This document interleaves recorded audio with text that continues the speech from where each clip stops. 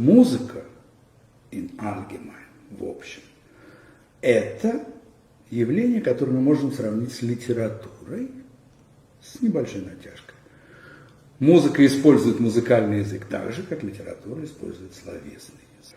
Литературу мы принимаем мозгом, анализируем, и дальше она порождает огромное количество аллюзий, эмоций, всевозможных впечатлений, и преломляясь через наш жизненный опыт, она порождает те или иные картины, ассоциации и живет в нас. Музыка работает по-другому. Музыка тебя трогает, вот трогает.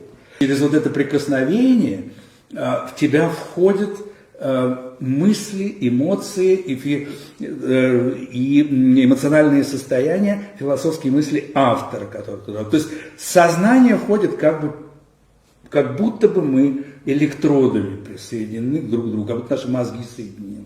Это делает только музыка, благодаря тому, что она оперирует вибрациями, вот эти звуковыми волнами. Во-первых, это стремление человека прикоснуться к вечному. Почему к вечному? Потому что мы, как правило, имеем дело с сознанием давно ушедшего человека. Сама психология музыки, сама физиология музыки, сама физика музыки связывает с космосом. Поэтому вот первое, о чем я хотел сказать, что музыка – это не язык. Музыка – это синтетический феномен, обнимающий сознание человека, выражающий сознание человека, презервирующий сознание человека, как некая звучащая голограмма. Моей целью жизни стало проникнуть в сердце музыки, научиться видеть за музыкальным языком, музыкальными формами, зерно музыки. А зерном музыки за то, что мы любим музыку, является содержание. И это содержание – это отдельный совершенно космос, потому что только проникая в содержание музыки, ты проникаешь в сознание композитора. Потому что то, как мы знаем музыку, люди, человечество, на сегодняшний день, мы знаем внешность только музыки.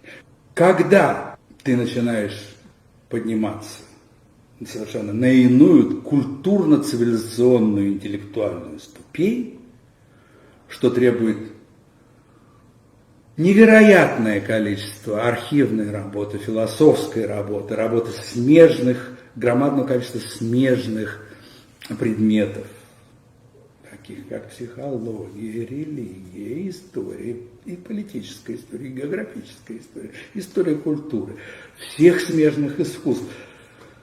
Это уходит десятилетия.